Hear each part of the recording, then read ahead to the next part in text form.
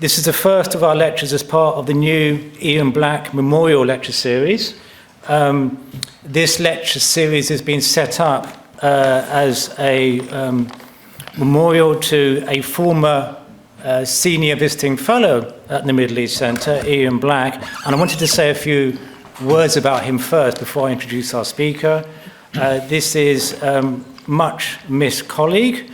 I have, kind of mixed feelings about this event because this is a wonderful celebratory event, and we're kind of recognising, appreciating, celebrating much of the ethos that Ian Black as a journalist represented. But at the same time, we miss him a lot as a colleague in the Middle East Centre. Ian was a veteran Middle East journalist. Many of you here, I'm sure, will know who he is. He actually started off at LSE with a PhD in government. For 36 years, Ian was based at The Guardian as Middle East editor, diplomatic editor and European editor. He reported and commented extensively on the Arab uprisings and the aftermath in Syria, Libya and Egypt. Wrote a number of acclaimed and popular books, including The Arab Spring, Revolution, Rebellion and a New World Order, Israel's Secret Wars, Zionism and the Arabs, 1936 to 1939, contributed to the Encyclopedia of the Modern Middle East and North Africa. His most recent book, something which has absolute relevance today, and if you don't know this book, please go out and look at it. It's a remarkable book. Enemies and Neighbours, Arabs and Jews in Palestine, 1917 to 2017.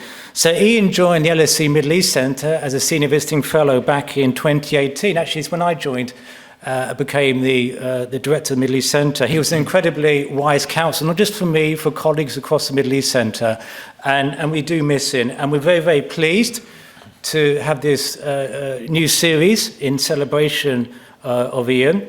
And I'm very, very pleased to say that Ian's family have been very supportive of this, and they're here, of his family here. Helen Harris particularly, and Nina and Rebecca, Ian's daughters, have been wonderfully supportive of the Middle East Centre in setting up this memorial lecture series. So our thanks are to you to allow us to use Ian's name in this way.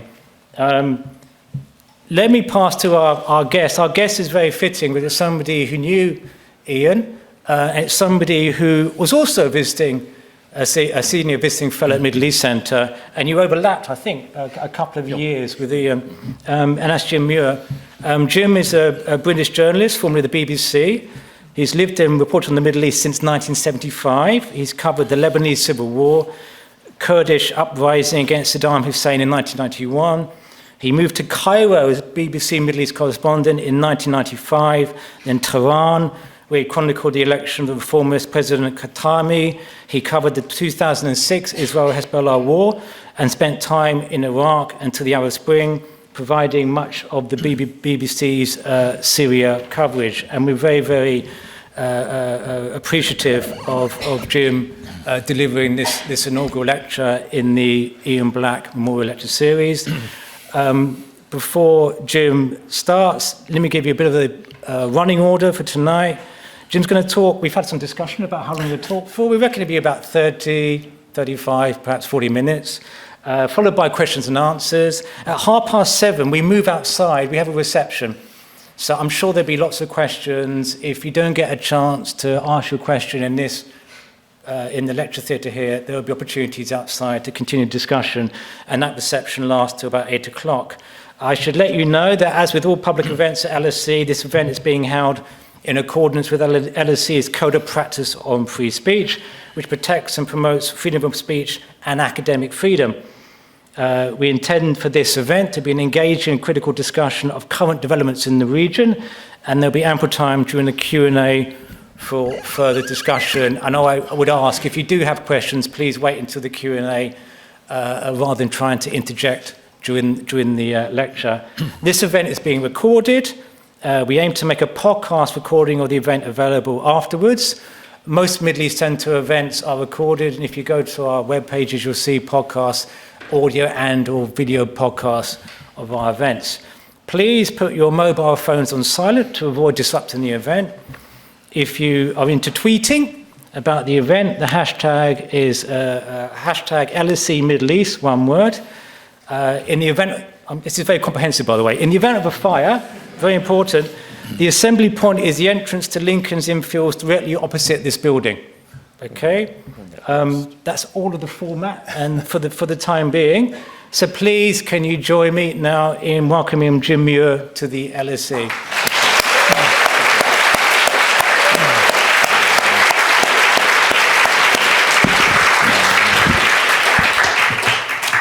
Well, thank you very much, Michael. That's a very warm welcome. I'd like to start with a show of hands, if you please. Could anybody, all of you who knew Ian personally, put your hands up? That includes me. Ooh, lots. Yeah, great. Well, family, of course.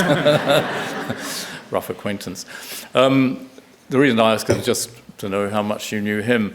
Michael's already said quite a lot about him, but when I was asked to do this talk, I felt sincerely honoured, and that's something people say as a kind of truism, but it's absolutely true.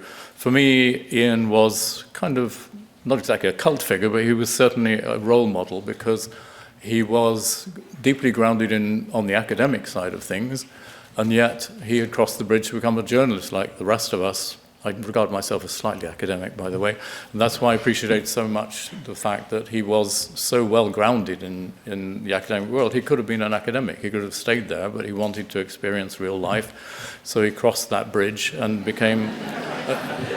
is that funny?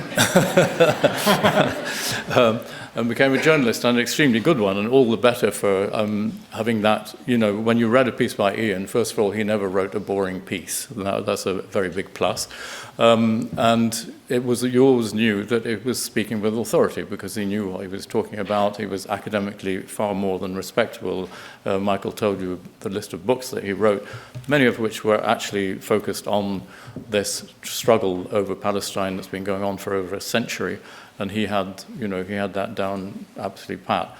There was another way in which he had this sort of quality of bridging, and that was this. He was born Jewish, as you may or may not know, but that didn't colour, that maybe gave him an interest in the Middle East, but it didn't colour his judgments on the Middle East.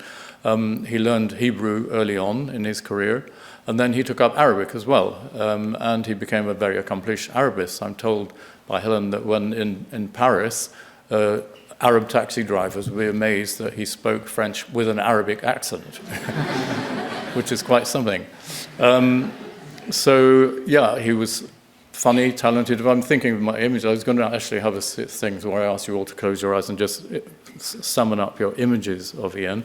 Don't bother, you might fall asleep at the same time.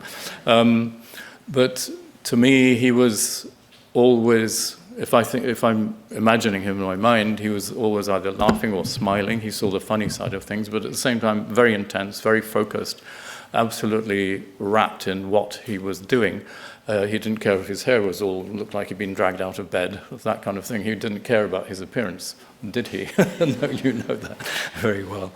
But it's his way of bridging between the Arab world and the Israeli world, which was quite, I can't think of any other journalist who was fluent in Hebrew and in Arabic, which gave him insights and also empathies on both sides of this divide, which has now become so great and so toxic as a result of the events of the last year, which of course nobody could possibly have predicted.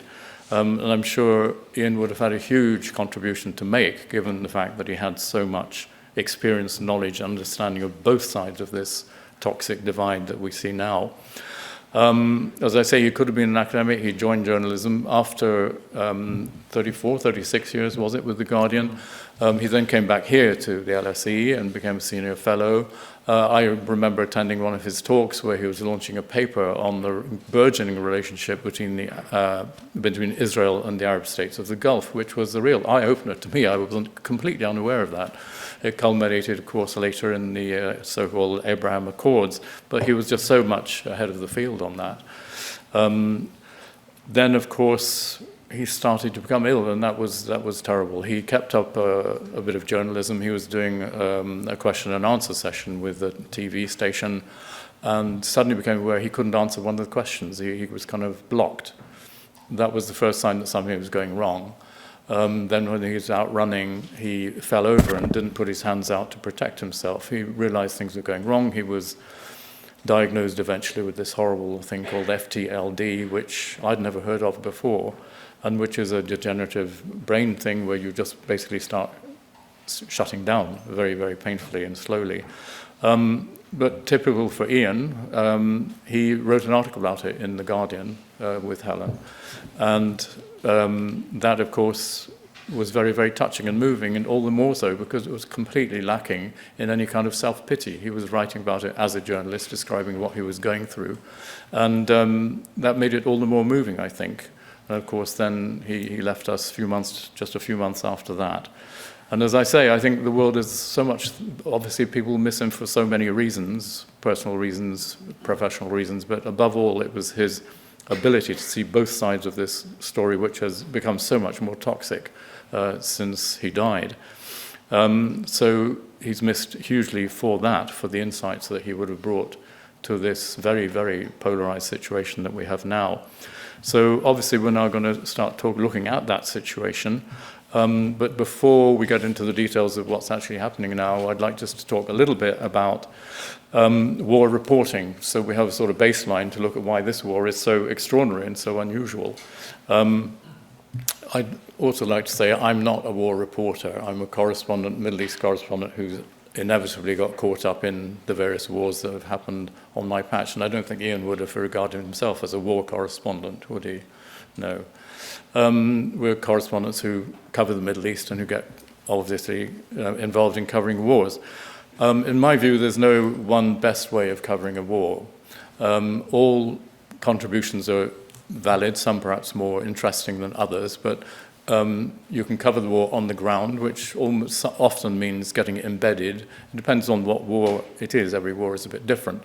But in a straightforward state-to-state war or army-to-army war, you almost always have to be embedded or have some relationship with the troops that you are with. And of course, like for example, in the invasion of Iraq in 2003, practically every news organization had at least one crew or correspondent embedded with the American forces.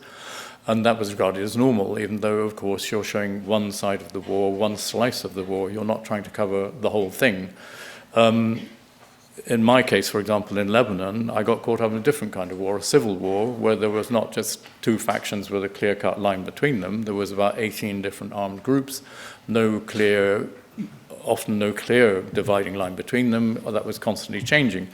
So again, you have to have some sort of relationship with the forces on the ground, because you can't just turn up to a battle with no accreditation or know that you could be a spy, for example. So you run into a lot of trouble. So you have to have at least, a piece of paper or some kind of credentials, neutral or preferably the side that you're trying to get through the checkpoint of. And if you show the wrong side, you might be in trouble, the wrong kind of papers. So that's on the ground. You can do pieces which are colorful, which show a slice. And war coverage to me is like a stained glass window or a kaleidoscope where each contribution is valid, but it's a piece of the story. And it could be a colorful piece, or it could be something a bit more bland. I did a lot of sort of war reporting, but also a lot of pull together stuff where you're trying to cover both sides, where you're sitting somewhere neutral. The Iran-Iraq war, for example, I did a lot of putting together stuff from the Iranian side and the Iraqi side and trying to show where the whole thing was going, which you can't do if you're just on a battlefront somewhere. So you're doing something that is trying to give a big picture. It may not be very colorful, but it's informative and it's important because it's showing the direction things are going. So that is kind of the baseline, if you like. Now let's look at the situation we have now after the 7th of October last year. I think from the very first moment, it was clear that this was going to be a war like no other. It was going to be exceptional because of what happened on the morning of the 7th of October. I immediately thought, this is Israel's 9/11. In fact, times a considerable factor, because it was, for the Israelis, much more than 9/11. It was not just the number of deaths, which was, for Israel, staggering. I mean, nearly 1,200 people killed in one day was the bloodiest day in Israeli history. It was also, that was bad enough, and much bigger proportionately than what happened on 9/11 in America. But kind of worse than that for Israelis was the kind of national trauma that it brought out. Partly the fact that, partly it evoked memories of, for many people, the pogroms and the Holocaust and all of that, which that's baked into the DNA of many Israelis. So suddenly this was all brought back to them in a very vivid way. There were massacres, the people were being slaughtered. But also the whole feeling they had, their security came from the feeling that, yes, the Israeli army is the most powerful by far in the region, no question about it. Israeli security is supposed to be fantastic. Israeli intelligence was supposed to be great. The border defenses were state-of-the-art. Suddenly, all of that is broken. And you have people rampaging around. There was massacres. There were terrible things that happened. So for many Israelis, their whole world was being shattered, and they were made to feel deeply, deeply insecure. I think on the Arab side of the whole divide, there's very little understanding of how traumatic that was. I mean, they think, well, we've been massacred many times, since 1948, etc., etc. But I don't think they fully grasped the really deep trauma that this represented for many Israelis, and that is going to be a continuing issue. So from the beginning, it was clear Israel was going to react extremely violently, because the army felt it had had to redeem itself militarily, and also to get revenge. There was a very vengeful air. So, of course, that started. You had very, very heavy bombing for a whole month of Gaza, followed by the ground invasion and fighting and all that. It was immediately apparent to the Western press they had a major issue, and that was, how do you cover a war to which you have no access? The Israelis do not allow independent journalists to go into Gaza, so there was no Western press coverage from Gaza at all. That was a very, very major challenge. There were various ways of trying to deal with it, none of them terribly satisfactory. The Israeli army doesn't basically do embeds in the sense that we think about it, but on 3 or 4 occasions, I think they took journalists into Gaza under very tight control. What they could see and film was very much controlled. In a way, it sort of backfired a bit on the Israelis because, for example, they took journalists to the Shifa hospital, which they've been saying for ages had got Hamas's command and control center underneath it. And the Israeli spokesman was sort of moving aside expensive medical equipment, saying, look, there were like 2 Kalashnikovs, which doesn't add up to a command and control center by any stretch of the imagination. And there were other embarrassments too. They took the journalists they showed a thing on the wall, which they said was a roster for people guarding hostages, where in fact it was just, in Arabic, it was just an empty calendar with the dates and months and things, or days of the month written on it. And CNN swallowed that. They wrote a story saying they got it wrong and a bit of egg on the face.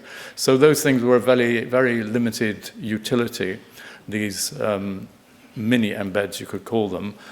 But I would still defend them because, the journalists are seeing something at least. They may get a flavor of what the Israeli thinking is, for example. They can see the level of destruction. They weren't allowed to talk to any Palestinians about what they were seeing and so on. So it was still perhaps 5 or 10% useful compared with having free access to Gaza. Just to show some of the complications that can arise, more recently they did another mini embed for journalists based in Israel, taking them across the border into Lebanon, into South Lebanon for the first time, just like 2 miles across into a village which they weren't allowed to name, which had been occupied and quite badly damaged during fighting and possibly demolition and so on. Now that again, it was a kind of useful trip. You could see, I think they actually were able to interview Israeli commanders in the field, etc. It was useful enough. But when it hit the airwaves, and all the major news agencies were there, but for some reason, Hezbollah in Lebanon saw the BBC first, or regarded it as the most important, so they put out a very vitriolic statement denouncing the BBC, not content with colluding with the Zionist enemy. They're now sending people into occupied territory, blah, blah. So they were furious, and they withdrew the credentials of BBC and other correspondents working in Lebanon trying to cover the war on that side. So that had, quite a major repercussion. I think that has now been eased a bit, so they're now cooperating, and correspondents there do need Hezbollah because public sentiment in the Shia community in Lebanon is really ferocious, and foreigners turning up without a Hezbollah escort are likely to get into deep trouble.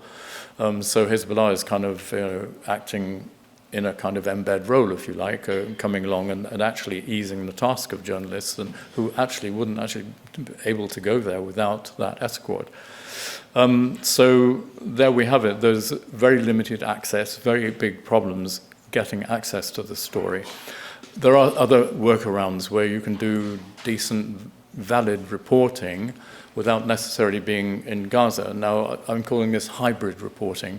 Jane Corbin, for example, of Panorama, for the anniversary last month, did a very nice piece where she focused on 2 Israeli families in a kibbutz who'd suffered horribly from what happened on the 7th of October last year, and then also focusing on 2 Palestinian families. And she managed to get footage shot inside Gaza by independent or freelance correspondents, videographers there, and get the tape out through, or get it through, transmitted by satellite, through the internet.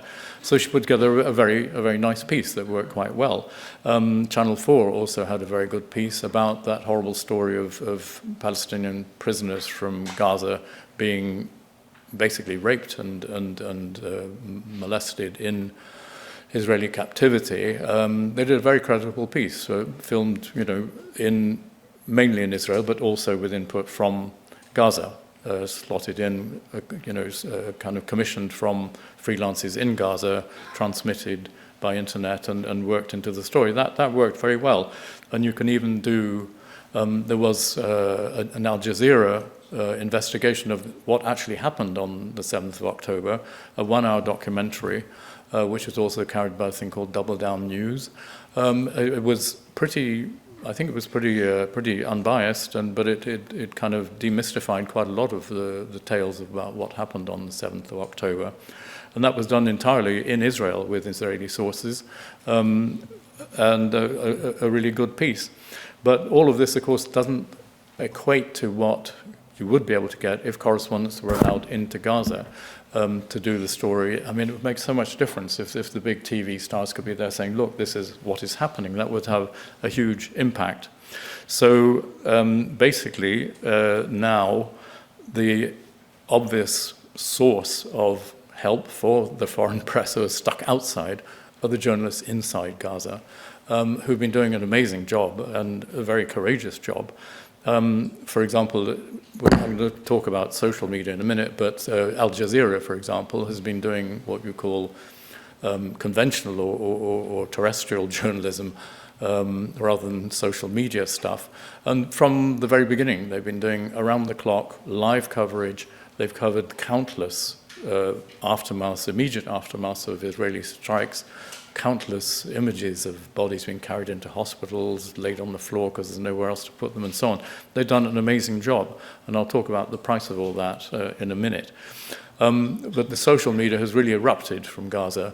I wouldn't say that's necessarily a new phenomenon, because in the Syrian war, started in 2011, the social media were absolutely vital, because before that the Assad regime had managed to completely suppress major events like in the north of the country. I'm talking about the 80s and 90s.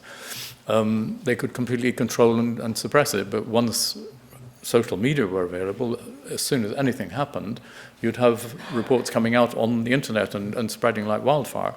So social media played a very important role there, but I'd suggest that in Gaza, it's been even more important. It's not like they invented new platforms, but you're still TikTok and all the rest of them. But the very heavy use, and obviously providing a resource that the outside media, the mainstream media, could actually use, as they could use Al Jazeera footage. So this was immensely important and hugely impactful.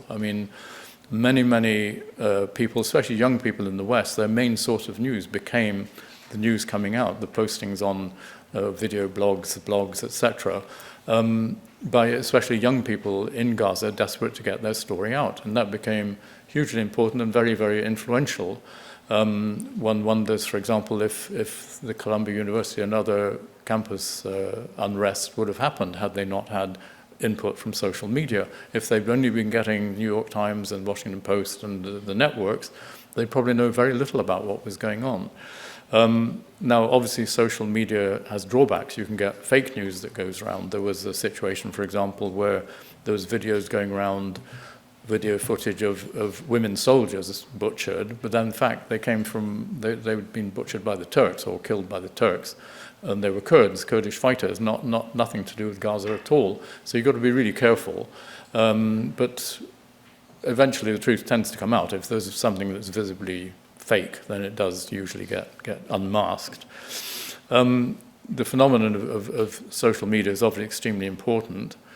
I have some reservations about it because I'm never quite sure whether there's been a huge amount of it and a lot of very good information and images coming out. But I'm wondering sometimes whether this is not actually because, of course, you're a counter. This is the same thing happening from the Israeli side. I'm wondering if this isn't actually a way reinforcing the bubbles that people are living in over this story. Also, I'm wondering how many people have actually had their minds changed by what they saw on social media, or whether it's been simply reinforcing their own beliefs. I think these are things that need some study and haven't really been looked at very closely. But I want to talk a little bit about the cost of this, of being a journalist in Gaza, and in Lebanon indeed, which has really obviously become much more of a story in the last month or two. According to the Committee for the Protection of Journalists, or to protect journalists, which is a very respected body and is quite restrained in accusations it's made, I think it's 134 journalists have been killed in Gaza and some in Lebanon as well. Now that figure is enormous compared with, for example, if you take the entirety of the Second World War and the whole of the Vietnam War, more journalists have been killed in Gaza in 1 year than have been killed in both the totalities of those wars. So, comparatively, it is a very, very high figure. Now, Israel has been accused of deliberately targeting journalists, and there are certainly cases documented very carefully where that does seem to be the case. Some of them were obviously collateral damage, if you want to call it that. They weren't being deliberately targeted, but some apparently were, and I can give you chapter and verse on that in detail if you want. But the cost also, the cost is very high. Let's just look at Al Jazeera itself, for example. Their bureau chief, Wael Dahdour, was on every day and night for the first 2-3 weeks of the war. He was on camera, on live, when he got the message that his wife, his young teenage son, his daughter, and his grandkid had just been killed in an Israeli airstrike on his home. He continued broadcasting, and he kept it up after that. Nearly a couple of months later, he himself was wounded in the arm when he was hit by a rocket strike which killed his cameraman, who was left to bleed to death because no ambulance could get there under fire. Not long after that, another son who was older and who was a journalist was in a car with another journalist and was hit by an Israeli rocket strike. That one in particular, the Committee to Protect Journalists deemed to be a murder, not just collateral damage, not just something that happened. It was a murder. Similarly, in Lebanon, very early in the war, just about 10 days into the war, Issam Abdullah, who was a very much loved and liked Reuters cameraman, was with a group of other journalists on a hilltop overlooking on the Lebanese border, looking over into Israel, where they could see, they were very clearly in view of at least 3 Israeli positions. They had an Israeli drone going around over them. They were in clearly marked press things on their chests, flak jackets, and their car was clearly marked press. There was no combatants in the area. There'd been no fighting in the area. There'd been some shelling across the border. Suddenly, they were hit by tank fire. one tank shell came in, killed Issam Abdullah. Another one came in 30 seconds later, and Christina Assi, who was a photographer with AFP, had life-changing injuries. I mean, she was shouting, screaming, I can't feel my legs. You know, basically, she lost one leg and had the other one very badly damaged. So she is now still, you know, under treatment. So that was investigated exhaustively by Reuters itself. It was very slow to make accusations, but it did an exhaustive and very in-depth investigation, as did UNIFIL, the UN forces, and the Journalists Without Borders, and at least two other major investigations. All of them concluded this was deliberate tank fire from the Israelis on clearly marked journalists. Again, it was classed as murder because that was it. You know, there was no other explanation. They were deliberately targeting people clearly designated as journalists who were behaving normally, milling around, they had cameras and so on. So these are kind of risks that are involved in trying to cover this. It's a huge challenge. The big challenge, especially for the young journalists on the ground in Gaza, is simply to stay alive, to be able to tell the story. You know, that's massive.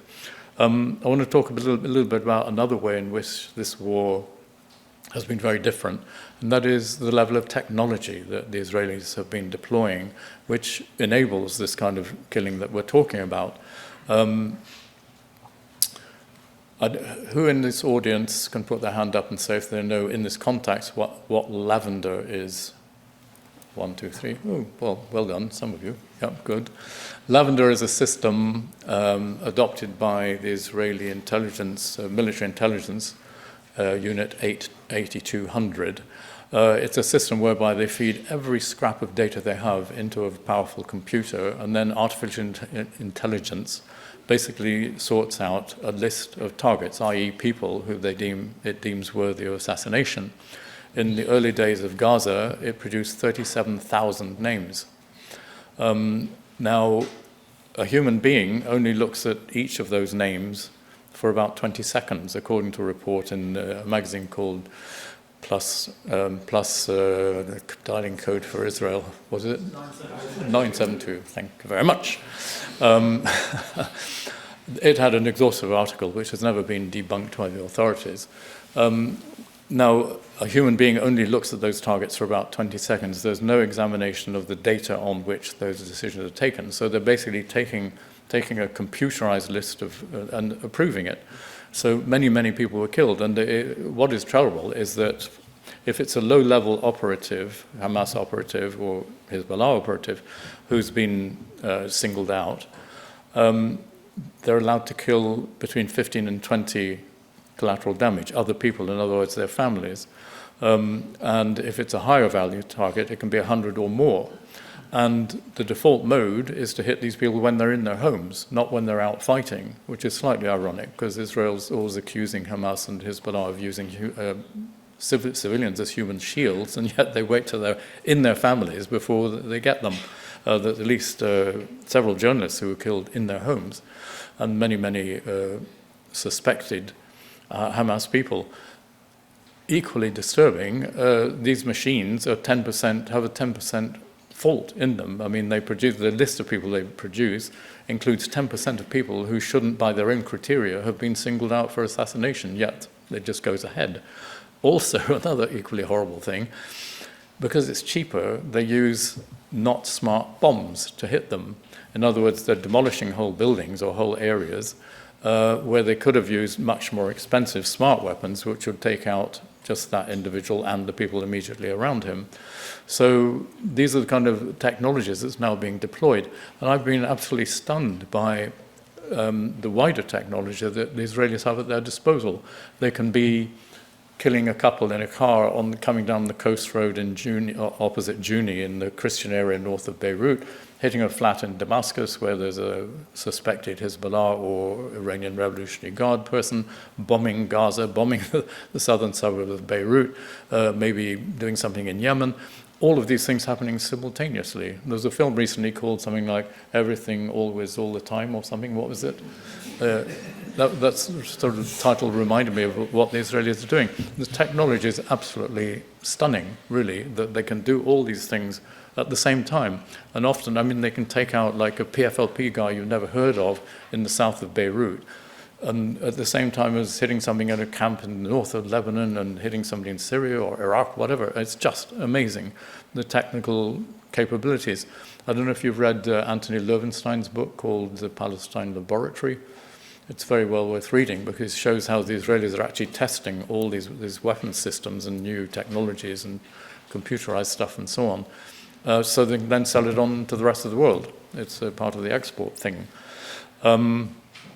So yes, I've also just been stunned, as I say, by the whole technology thing. It's just as a general observation, I'd say that in the war of 2006, which I followed very closely, spent the whole month down in the south, I was stunned by how stupid the Israelis were being. You know, they really were doing things that, having been involved in South Lebanon since the mid-70s, they should have known better, really.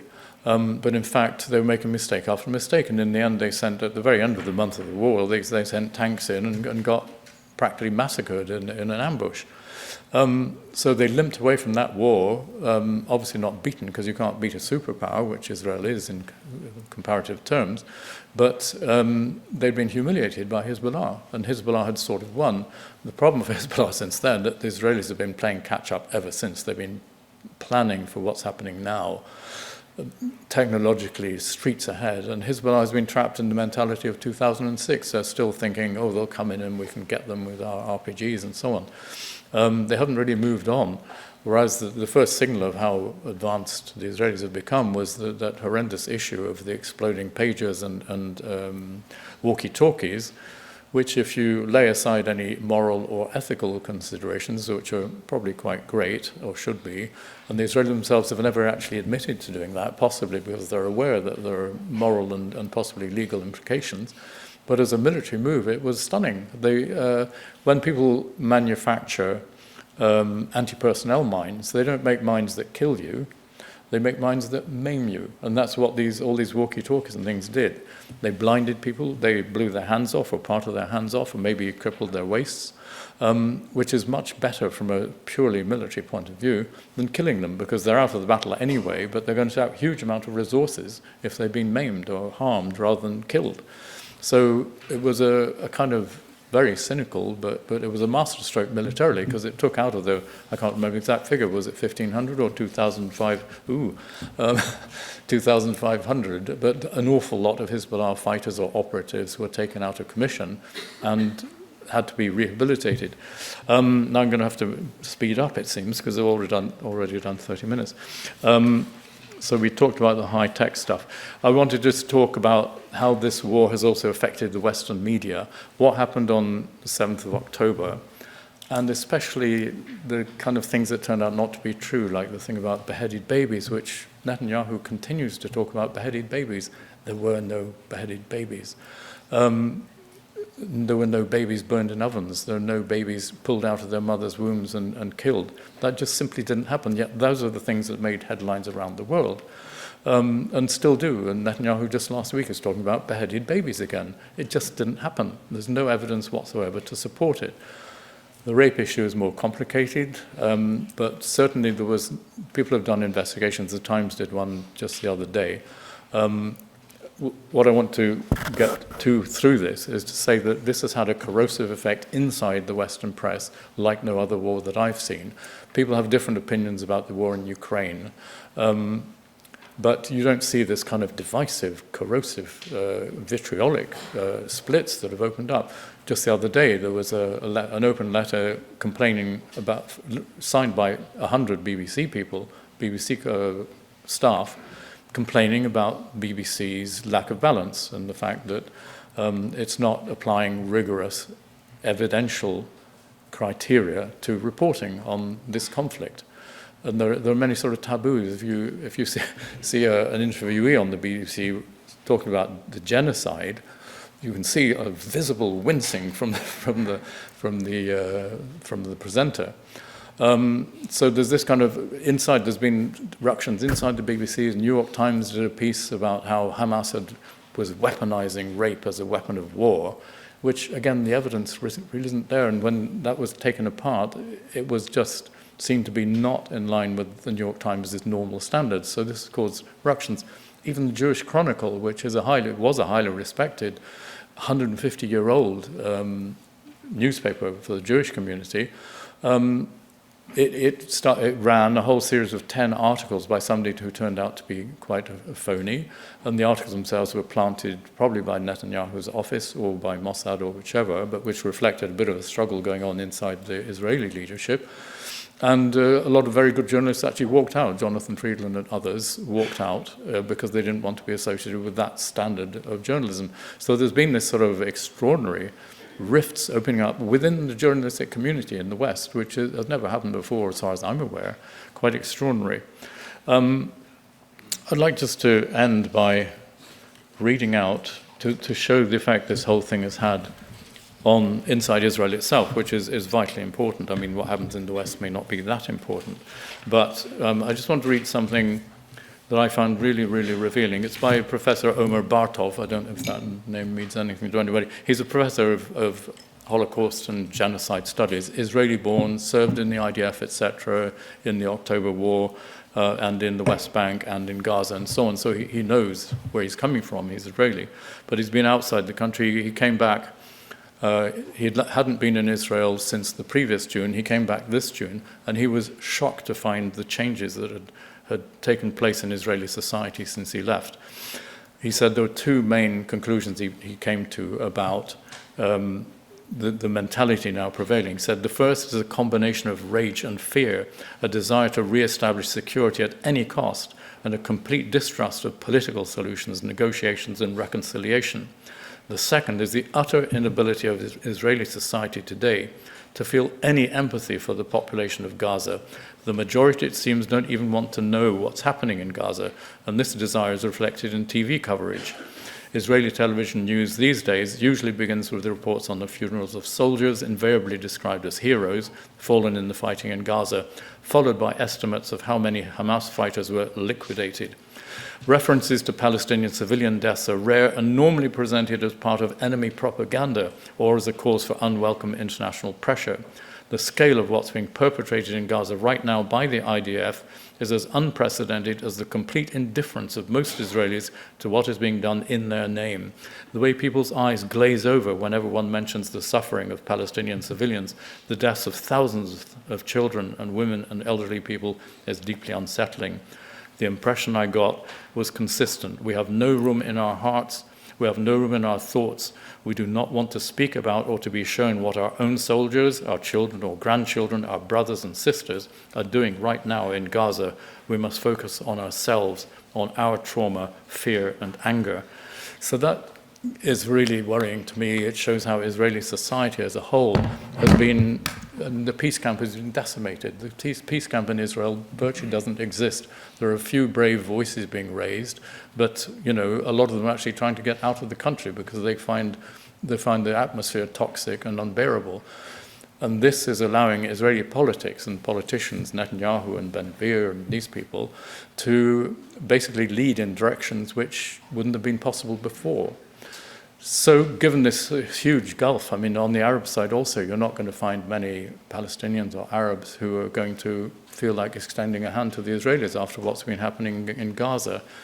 If ever there was a need for somebody like Ian Black with his deep understanding of both sides in this conflict, it's now.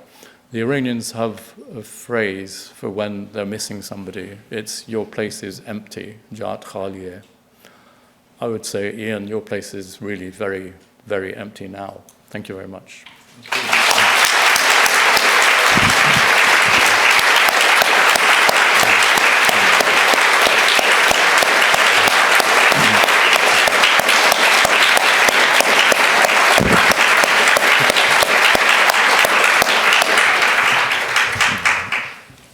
Okay, as I said at the start, we do have a reception outside that begins past, so we've got it's fine, 10, where the conversation can continue, but we'll just have try and get perhaps at least one round of questions. I'll take 3 questions initially. I'm sure I can't get everybody, but if you ask a question, could you please, we invite you to introduce yourself, keep your questions short and your comments even shorter, please. Okay, here first. Yes. Please wait for the microphone to come to you, yeah? Thank you very much. My name is Camelia. I'm in the School of Public Policy. First of all, thank you so much for tonight. It was very insightful and lovely to hear from you. My question is very directed as a journalist, because one of the things I've been wondering about is, and you just mentioned it in the end, is accountability among journalists and among all these news outlets. And I mean, the beheaded baby stories is just one of many among big news outlets that have been turned out to be wrong, or not based on fully accurate claims. Why is there no accountability, or is there nothing? Why do some of these news outlets not come out, and apologize, or issue statements on saying that this was wrong? Because in a way, I think it would help a lot. You're saying, Netanyahu is still making a lot of statements, references to a lot of these claims that were initially verified by outlets, but now they're no longer seen to be true. Mm-hmm. Thank you. Just hold there for the two more. We'll take one from this section here. So I'm making the person the microphone run around at the front. Thank you. Thank you. My name is John Andrews, formerly of The Economist. Jim, we have known each other since Cambridge in the 1960s, and you came to Beirut and stayed with us for several weeks. I remember. Thank you, John. Yes. Thank you very much for this sobering presentation. I think in those days, we shared a certain kind of excitement about the Middle East. I'm just wondering, after your 50 years covering the Middle East, in general, and also in particular the Arab-Israeli conflict, what is your overriding emotion? Is it despair? Is it anger? Is there ever any space for hope? I mean, personally, I find very little space for that, but I just... You've answered the question, John. Well, we'll hold it for the moment. And this side.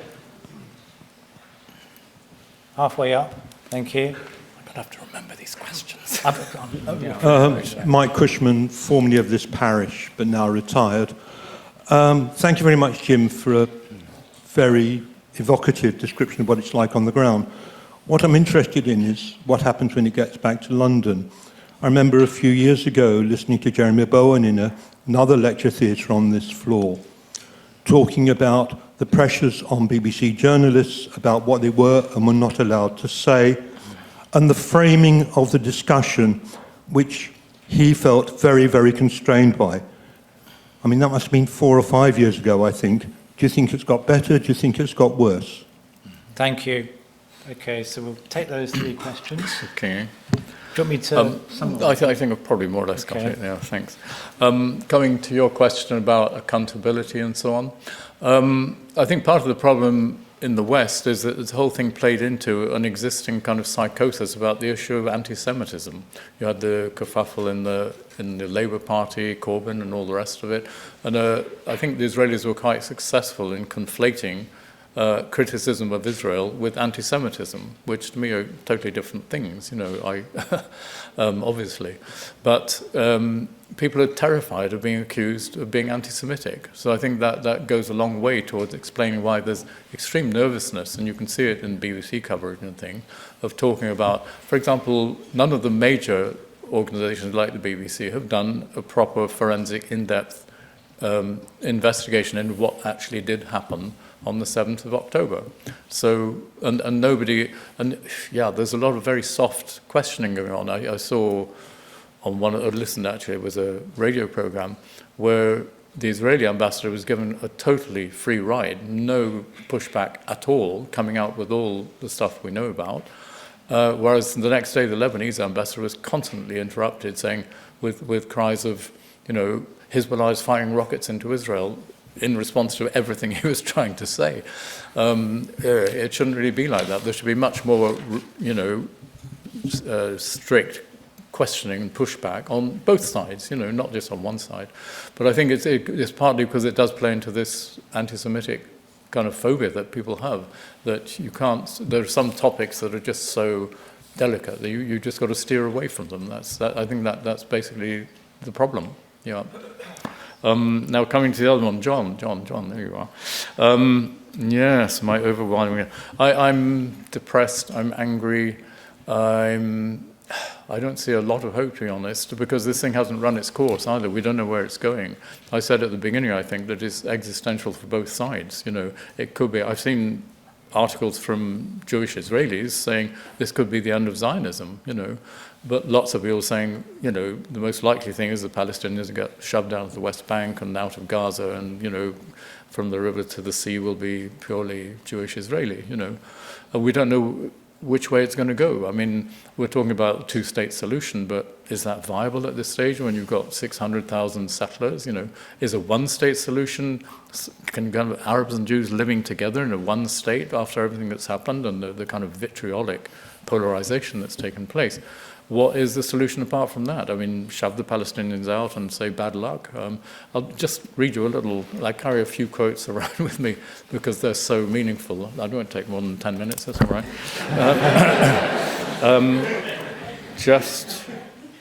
This is just, I carry very, very few around just for occasions like this. And I've lost it. Oh, it'll come back, where are you? It's a quote from, it's actually a tweet from the Prime Minister of Israel's office in 2018, and it kind of tells me a lot about what's in the head. This is Prime Minister of Israel at Israel PM, August 29, 2018. This is a spontaneous tweet. The weak crumble, are slaughtered, and are erased from history, while the strong, for good or for ill, survive. The strong are respected, and alliances are made with the strong, and in the end, peace is made with the strong. So, I mean, you put that into the current context, it doesn't look good for future peace, really, does it? And is Israel going to be a kind of warrior state, constantly fighting in order to keep up this kind of feeling that you're constantly under attack, you have to mobilize against the enemy? Or, I mean, one would like to think that this would push the Israelis towards a realization that actually peace has to involve talking to people, making peace with your enemies, not imposing it on them as a crushed, subjugated nation. So I don't know, it's very difficult to feel cheerful and optimistic, put it that way. I blame the Americans as much as the Israelis, to be honest, because they enable everything and control nothing. Yeah, here we are. Oh, sorry, now we're talking about pressure on BBC journalists. I have to admit, I haven't been doing regular news stuff. I've been off the staff since 2006, so I can't talk about the recent situation. But in my 35, 40 years working for the BBC, I never felt any pressure to write things differently. I was aware that I was reporting in an extremely contentious situation. That doesn't mean you self-center, it's just it means that you are aware that you may have to defend every word that you speak and every word that you write. But I never felt any pressure, and I've never been censored by the BBC. So, yeah, I can't speak from personal experience that I was, maybe pressured not to say this or to say that. Maybe now, in the current, highly toxic situation, it might be different. You can't say the word genocide or whatever. I don't know, but in my own experience, the BBC has been absolutely fine. So I'm sorry I can't say anything more provocative than that. Good, thank you. I mean, normally we might extend for some more questions, but as we have the reception starting now outside and the conversation can continue there, I think we'll stop there. I want to thank, firstly, thanks to my LSE colleagues for organising this event, particularly Nadine Amanasfi, who's the events manager, engagement manager at the LSE Middle East Centre. Thanks to you, the audience, for turning up. Thank you for the questions that we did have. And I think we've had a very, very fitting inaugural lecture there, which embodies the spirit that Ian Black represented in terms of its dispassionate but also very, very insightful, evidence-informed analysis. So please, can you join me in thanking Jim for his wonderful lecture?